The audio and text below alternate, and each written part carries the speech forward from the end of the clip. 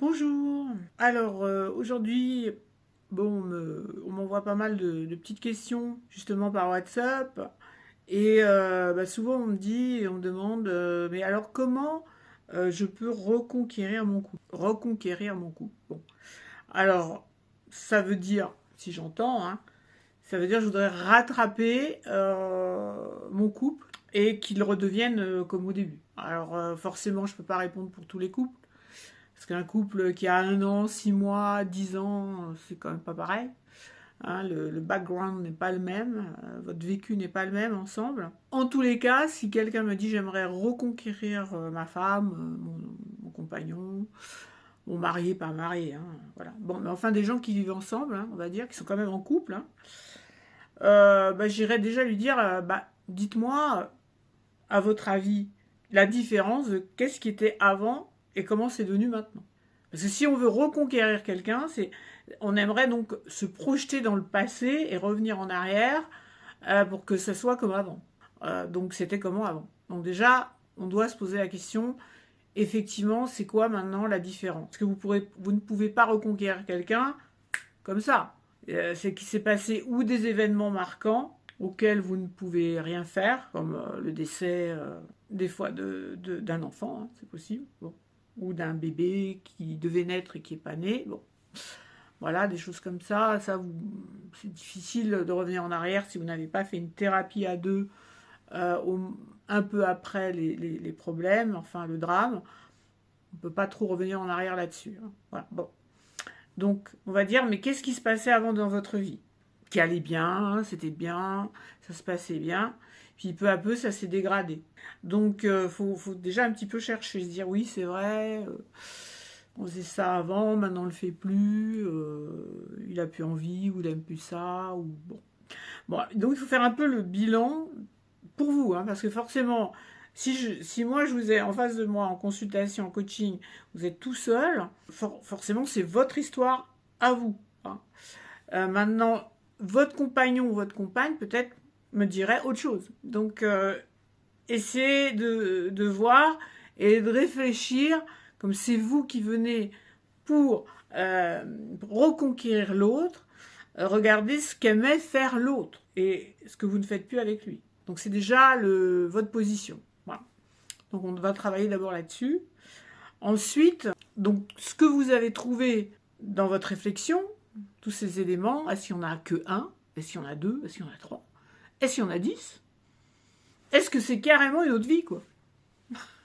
Voilà. Vous voyez, est-ce que ce que vous vivez actuellement, ça n'a rien à voir avec ce que vous viviez avant? Alors là, il faut tout refaire de zéro, ouais, c'est énorme, hein, c'est énorme. Alors regardez bien, est-ce qu'il y a un point ou deux ou trois? Et ces points-là, c'est lesquels? Alors bien sûr, ça peut être la sexualité, hein, parce que comme j'ai dit dans d'autres vidéos, vous savez que je suis sexologue, la sexualité, c'est un ciment très fort dans le couple. Donc est-ce que dans votre sexualité, à deux maintenant, c'est disparate, c'est une fois par mois, qu'est-ce qui se passe, vous voyez? Donc la sexualité, c'est vrai que c'est un baromètre sur l'échange entre deux personnes. Donc qu'est-ce qui se passe à ce niveau-là? Est-ce que au niveau sexuel, vous avez toujours cet échange ou pas du tout? Vous voyez bien que c'est... Bon.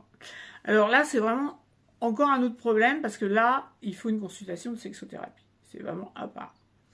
Donc regardez, bon, si c'est juste, comment dire, si vous faisiez l'amour 2, 3 fois par semaine, et puis là c'est que une fois par semaine, bon, ça peut se régler facilement. Mais c'est surtout les autres éléments de la vie commune aussi. Donc regardez bien, est-ce qu'il y a eu une forte dispute que vous n'avez pas réglée? C'est-à-dire chacun est resté dans ses positions, chacun a du ressentiment pour l'autre, sur l'autre. On n'est pas, ça s'est pas réglé. Donc c'est vrai que ça peut créer un fossé. Et ensuite, les éléments dans la famille, dans le travail, dans les enfants et l'argent aussi. Parce qu'on peut avoir aussi des problèmes d'argent et ne pas en discuter, mais ça peut miner le couple également. Donc quand on me dit je veux reconquérir l'autre personne, c'est pas juste je vais lui envoyer un bouquet de fleurs, je vais lui dire, bon alors c'est l'homme pour la femme, elle peut vous dire tiens je vais lui acheter une très belle montre qu'il avait envie d'avoir. Oui, bien sûr, faire des cadeaux que l'autre aime, bien sûr, ça va aider à entamer peut-être le dialogue. Ça va arrondir les angles. Mais ça ne peut pas éliminer le problème. Les non-dits sont des non-dits. Donc on ne peut pas mettre la tête dans le sable comme une autruche, hein. Non, non. Donc c'est ça le souci. Donc ok, on peut se dire bah tiens on va partir en week-end, on va se retrouver à deux. Voilà, il faut créer le fait que vous allez être deux, tranquille, ailleurs en terrain neutre. Voilà. Oui, c'est vrai que c'est bien de partir de la maison et c'est pas la peine d'aller à des millions de kilomètres, hein. S'aérer la tête, être en terrain neutre, parce qu'on crée quand même une ambiance agréable et essayer de dire bah j'aimerais revoir avec toi, j'ai sûrement eu tort, j'ai sûrement fait des choses qui n'ont pas été bien. Voilà, vous pouvez déjà admettre que vous n'avez pas compris certaines choses, que vous aimeriez en discuter pour pouvoir rétablir des bonnes choses sans se prendre la tête. Voilà, vous le soulignez, voilà, vous avez vraiment envie de passer un bon moment ensemble et de pouvoir discuter de choses qui ont peut-être été zappées, ratées, non comprises. Et il faut dire à la personne, il faut lui dire. Il faut lui dire, voilà, j'aimerais reprendre des choses à zéro. Et vous pouvez dire, hein, je comprends, j'ai dû merdouiller, j'ai dû pas faire bien les choses. Sûrement je me suis mal exprimée, sûrement t'as pas dû me comprendre, je suis désolée, j'ai ma part de responsabilité. Voilà, oui, hein, il faut que vous introduisiez, dirons-nous, la chose en faisant comprendre que vous êtes conscient et que vous voulez arranger les choses, mais que vous êtes conscient que vous aussi vous avez dû faire, peut-être vous n'avez pas compris. Et là, l'autre personne, selon sa réaction, si vous voyez que sa réaction, elle vous dit, ah, bah, j'attendais, voilà, que tu me dises ça, j'attendais parce que, voilà, j'aimerais bien effectivement qu'on reparte du bon pied, qu'on voyait les choses tranquillement, etc. Bon, ben là, c'est très bien parti. Si l'autre se cabre et dit, non, mais c'est trop tard, tu crois quoi? Euh, c'est... T'aurais dû me dire ça il y a 6 mois. Voilà, moi non, j'ai plus de patience. Enfin, vous voyez la personne qui est un peu qui se cabre. Alors, vous pouvez essayer de dire, bah écoute, on peut aller voir quelqu'un à deux, on peut aller voir un coach. Voilà, ne parlez pas de psy, hein, parce que sinon les gens se disent, oh là, mais moi je suis pas malade, hein, je suis pas folle, hein, je suis pas fou. Voilà, le psy, c'est une étiquette. Voilà. Donc non, on peut aller voir un coach de vie, on peut aller voir un coach qui va nous aider à comprendre des choses parce que nous, voilà, on n'arrive pas. Alors, si la personne, vous voyez qu'un intervenant externe peut venir là-dedans et que la personne, ça va l'aider. Voilà, c'est comme créer une zone neutre, vous voyez, avec un intervenant qui va pouvoir un petit peu aiguiller, aider à discuter, à parler, amener le sujet et analyser et vous donner des réponses. Si vous voyez encore la personne qui dit mais non, on a besoin de personne, pourquoi on irait voir quelqu'un, non, non, non, non, bon, mal barré. Vous voyez, parce que la personne, en fin de compte, vous lui tendez une perche et puis la personne veut, c'est non partout, quoi. Alors reconquérir quelqu'un comme ça, voilà, il faut aussi voir l'intention de l'autre. Même si vous avez les meilleures intentions du monde, dans cette histoire, on est deux.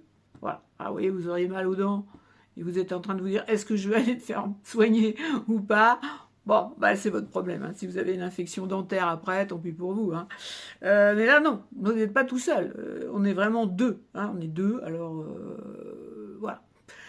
S'il n'y a qu'une personne des deux qui a les meilleures intentions du monde, mea culpa, oui c'est moi qui ai les fautes, oui je veux réparer, oui ceci, oui cela, oui non non, et que l'autre il est cabré sur ses positions et qui veut plus rien entendre, voilà, c'est difficile. Alors, je ne sais pas si vous avez les moyens que vous lui offrez, je ne sais pas quel cadeau vous lui offrez pour la... Mais enfin bon, moi je suis du fait que c'est pas les cadeaux qui arrangent les choses. Bon, ça c'est ma position. Ça sert à rien de faire des cadeaux aux gens qui ne vous aiment plus. Hein. S'il n'y a plus d'amour, il n'y a plus d'affection, autant rester bons amis. Hein. Moi j'ai toujours écouté. C'est possible, on peut ne plus s'aimer, on peut avoir raté des trucs, voilà, c'est trop tard. Moi je le dis, hein, quand c'est trop tard, c'est trop tard. Il y a des choses, c'est passé, c'est passé. C'est comme ça, c'est la vie. Il faut savoir l'admettre. Par contre, on peut passer d'une relation de couple à une relation d'amis. Voilà, ça c'est possible. Donc je sais que c'est possible parce que moi je l'ai fait plusieurs fois dans ma vie. Et c'est possible. On peut rester très bons amis même. Tu vois, la relation est même mieux en amis qu'en couple.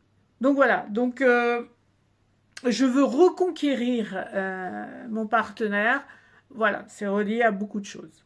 Donc, ben, tenez-moi au courant dans les commentaires. Je vous remercie. Abonnez-vous à ma chaîne, Sylvia Embers, et likez. Merci.